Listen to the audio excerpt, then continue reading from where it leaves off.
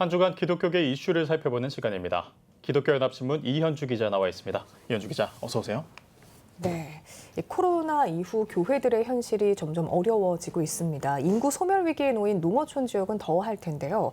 이런 상황에서 예장통합이 농어촌 교회 실태조사 중간 보고서를 발표했다고요? 네, 예장통합은 농어촌 지역의 선교 전략을 모색하고 또 총회 정책 수립에 필요한 기초 자료를 확보하기 위해서 지난 2월부터 3월까지 농어촌 교회 목회자 2천여 명을 대상으로 실태조사를 진행했습니다. 이번에 중간 보고서가 나왔는데요. 네. 가장 심각한 문제는 농촌 인구 감소와 고령화로 확인이 됐습니다. 인구가 없다, 줄어든다는 응답자가 46%, 고령화가 심각하다는 응답자가 43.2%로 나타났습니다. 실제로 주일 예배 참석 연령대를 물었더니 60에서 70대가 67.1%로 가장 많았고 20, 30대 청년층은 1.7%에 불과했습니다. 네. 네, 이렇게 절대적인 인구가 적으니까요. 예배 드리는 인원도 적을 수밖에 네. 없겠네요. 그렇습니다. 지난해 평균 출석 교인 수 얼마냐고 물었더니 10명에서 20명 사이가 25.9%로 가장 많았고 20명에서 30명이 예배드린다는 응답이 18.2%, 10명도 안 된다가 13.8% 순이었습니다. 네. 이 목회자들은 출석하는 성도들도 고령화되고 있다고 우려했고 줄고 있다, 재정적으로 어렵다는 응답도 내놨습니다. 목회자가 자녀를 키울 교육 인프라는 턱없이 부족하고 사례비도 적어서 농어촌 목회하기 참 힘들다, 이런 응답이 이번 조사에서 나왔습니다. 네, 감리 교단도 농어촌 교회 실태 조사를 한 바 있죠. 통합 측 조사와 유사한 통계가 나왔을까요? 네, 농어촌 지역에 젊은이들이 없는 건 사실 그 교회의 문제뿐만 아니라 이 국가적인 문제로 꼽힙니다. 네. 지역 균형 발전이 어렵고 또 지역 인구 감소로 소멸 위험에 처한다는 우려가 높은 상황인데요.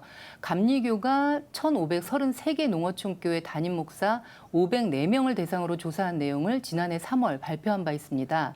당시 감리교 산하 농어촌 교회 출석 성도의 65%가 60세 이상 노인으로 확인이 됐습니다. 예장통합 이번 조사에서 67%였으니까 교단마다 상황은 비슷하다고 볼 수 있을 것 같습니다. 주일 예배 출석 교인 수는 10명 이하가 25%, 11명에서 30명이 45%였고요.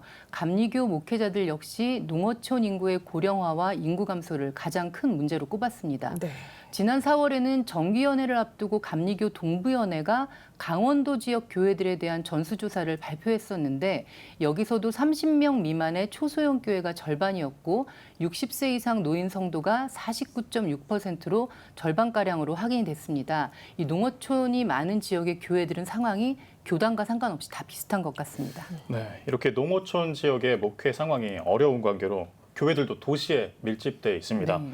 하지만 농어촌 지역을 또 포기할 수는 없는 상황이지 않습니까? 실제 농어촌 목회자들은 어떻게 희망을 놓지 않고 있습니까?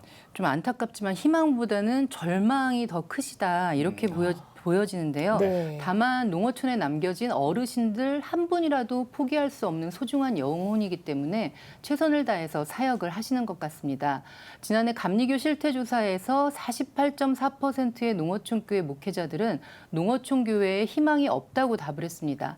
탈진한 목회자가 많다는 응답도 경중의 차이는 있지만 84%나 됐습니다. 이번에 예장통합 중간보고에서도 농어촌 교회의 미래에 대해 현재보다 교인 수가 감소할 것이라는 부정적인 응답이 44.4%였고요. 유지가 어려워서 인근 교회와 통합하거나 폐지될 것이라는 응답이 11.4%였습니다. 응답자의 절반 이상이 부정적인 미래를 예측하고 있었습니다. 그럼 향후 농어촌 교회에는 희망이 없냐, 이렇게 물었더니 목회자의 역량과 신앙으로 극복할 수 있다는 긍정적인 답변이 50%를 넘긴 했지만 희망이 없다는 부정적인 응답도 23.2%로 높게 나타났습니다. 긍정적인 답변이 더 많았다는 게 그래도 좀 다행이라는 생각이 듭니다. 그러면 이 농어촌 선교 포기할 수가 없기 때문에 교단마다 대안 세우기에도 고심을 하고 있겠습니다. 네, 이번에 조사를 실시한 예장통합 농어촌교회 발전위원회는 지금까지 조사된 결과를 근거로 중장기적인 새로운 선교 방안을 마련한다는 계획입니다. 네. 감리교는 농어촌 미자립교회 목회자 생활비를 지원하는 제도적 장치 마련을 논의하고 있는 상황이고요.